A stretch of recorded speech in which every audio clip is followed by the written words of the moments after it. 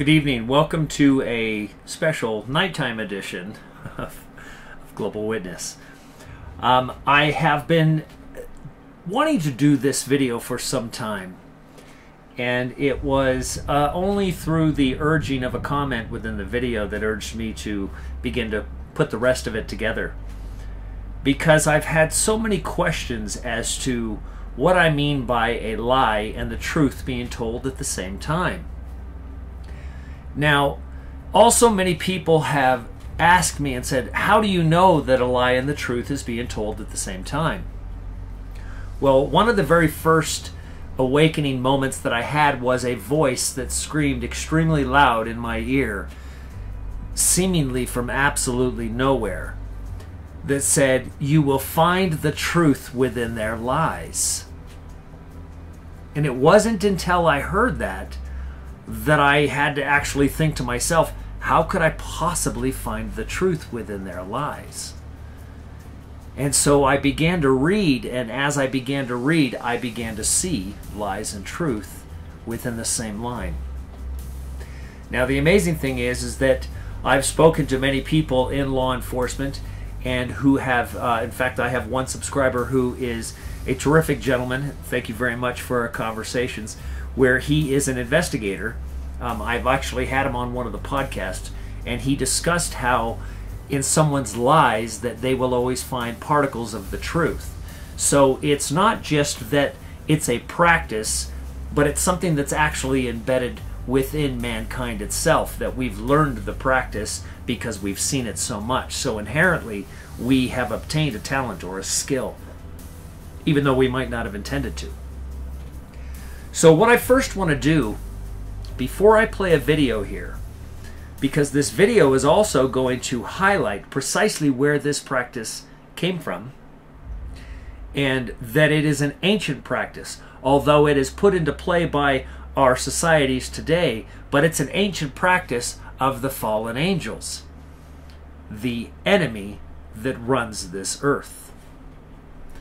So I wanted to read from you a scripture that was posted within one of the comments today, because it highlights this lie and the truth at the same time. Also, keep in mind that one line has multiple truths. So when scripture states that Satan has exalted himself on high, placing himself on the throne, calling himself God, all he does is acts as the Father does in the inverse. So everything also applies to him. You just have to apply the same line to the Father according to the Father's attributes, and the same line to the enemy according to the enemy's attributes. The enemy is wrathful, he's vengeful, he's jealous. A God that created everything, all of the cosmos, all of the vibrational scales, certainly has no need to be jealous. So this is Romans 1:18 through 32. For the wrath of God is revealed from heaven against all ungodliness and unrighteousness of men, who by their unrighteousness suppress the truth. Interesting.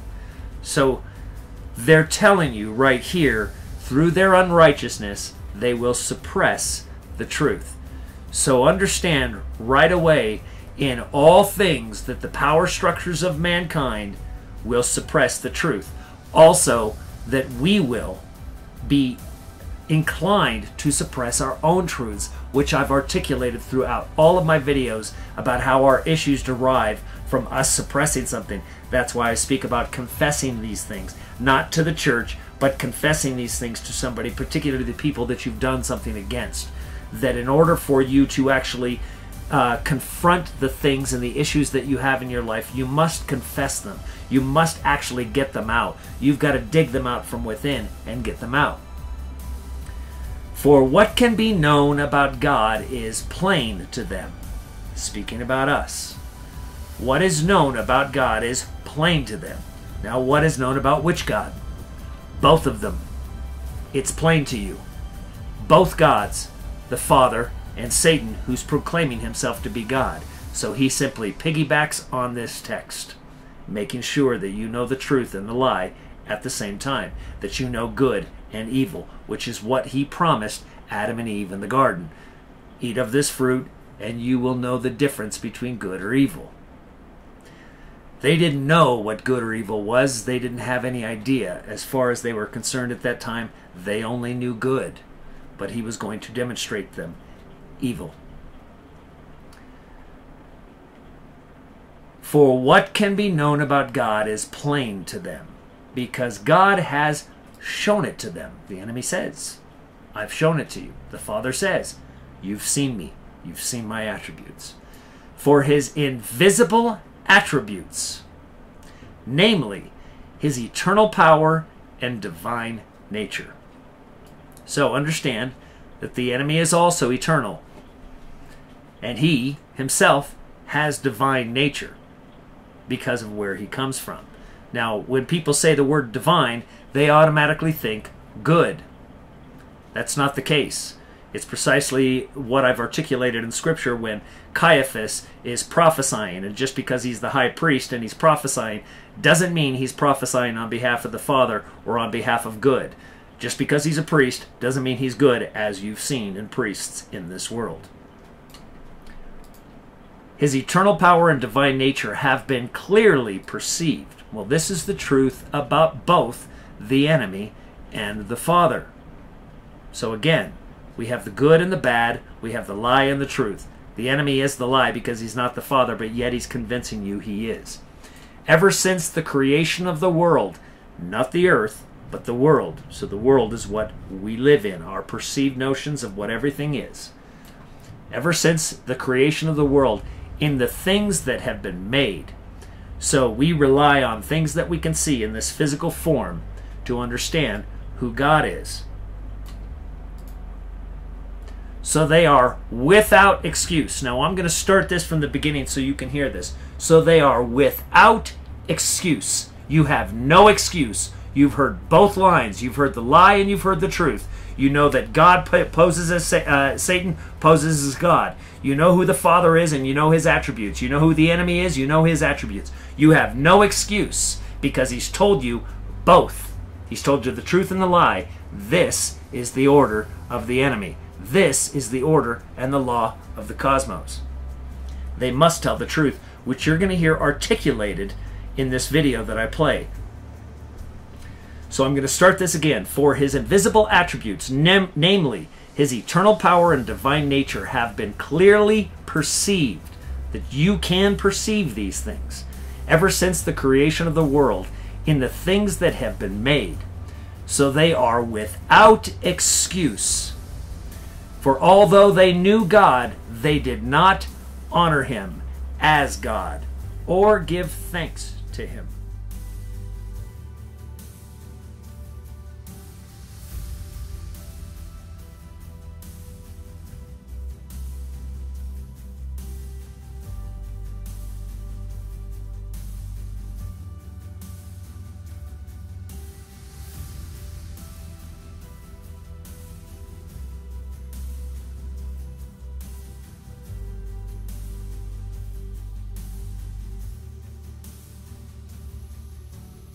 But this is going to help you read the scriptures, because you're going to hear from this video clip that I have.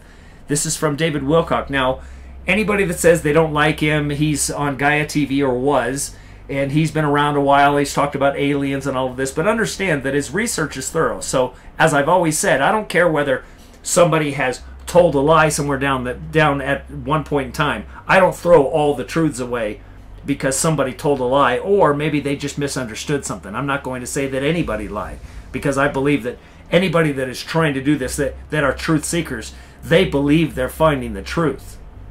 And in many cases, they are finding a truth, but there's another layer of another truth underneath it, so somebody will cast them as a liar, because as you've heard right here, there are different variations, different meanings to a single line, so there are different truths in different places.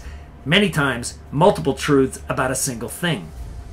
See, our mind, our mortal mind, is very, very, very linear. It has a very difficult time understanding multiple layers of dimensions and multiple entities. This is why, in general, people have a difficult time believing in the Father and even believing in Satan.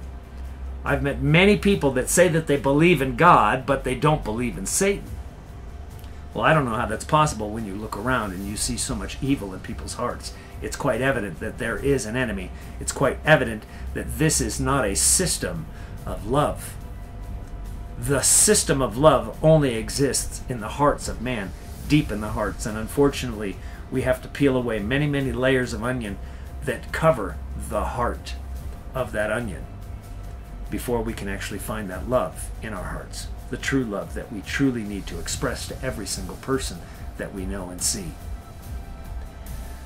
So I'm going to play this video right now. Like I said, listen very closely to what he's saying and understand the origins of this country and the things that are being displayed on the screen that I'm putting over top of David's video here, just to highlight the things that he's saying.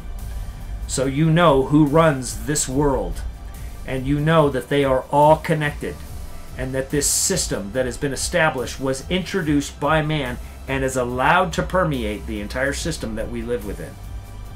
I love you very much, and I hope this finds its way into your heart tonight.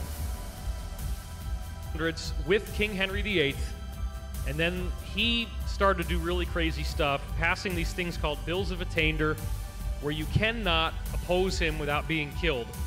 And he actually killed several of his wives. He did not get along very well with women. And so as a result of this weird right of succession, his daughter Elizabeth ended up becoming queen. And she had a court astrologer there named John Dee who started to mess around with a cult. And he started to do these weird magical ceremonies and basically rediscovered how to successfully summon negative entities, or what we would call aliens. And these are the Draco. It's the same reptilian types. So when you see gargoyles and these creepy statues of things, that's what they were seeing when they were doing these ritual ceremonies. So it makes a lot more sense once you think about it as an actual extraterrestrial group. These extraterrestrials told the British twice in a row, don't bother to invade, don't bother to counter the invasion of the Spanish Armada that's literally sailing in to destroy England by sea. Let us handle it. John Dee is doing all of his black magic stuff, and he tells Elizabeth, just stand down, don't put any ships out there. Twice in a row, the huge storms appear that completely wipe out the Spanish Armada. All the ships sink, everybody dies. And the British didn't even bother to go out there. That sounds like magic until you think of the idea that they partnered with an extraterrestrial group that is very negative, that had anti-gravity capability, and all they got to do is churn up the water. Then it becomes really easy to see how this happened. So a very, very important point to understand here is that the way this magic works is you have to tell people what you're doing. That way, in universal law terms, technically we are being enslaved by our own free will choice. That's what they would like us to think. But this is also their downfall. Now, John Dee understood this. Elizabeth understood this. Elizabeth's illegitimate son was handed off to her lady-in-waiting, Lady Bacon, and he becomes Francis Bacon. Okay? Francis Bacon becomes the father of Freemasonry because the group, this deposed Knight Templar group, needed to get a bigger membership on the secret side. So Francis Bacon discovered when he was an adolescent that his mother was Elizabeth, and the really shocking thing for him was that he had had sexual feelings for her. So this is where Hamlet comes from. Francis Bacon wrote the Shakespearean plays. The true William Shakespeare was illiterate and only signed his name with an X. And when he died, there were no books in his house, but then he posthumously published 6 more. So Francis Bacon took the Mithraic initiation rites, which was an Egyptian mystery school cult, took all the basic elements of it, the lodge, the aprons they wear, the ceremonies they do, and he turned it into Freemasonry and planted it in places like Scotland and Portugal where these Knight Templars had their safe havens. This allowed them to begin recruiting on a massive, massive scale, having a secret order. And so by the time you're into the 1700s, they've actually got a higher order within the other order, again, to try to recruit more people, and that's the Illuminati. Adam Weishaupt, that came in Bavaria. And they try to tell you, oh, well, the Illuminati died out when Adam Weishaupt died. No, it's not true. It's been around the whole time.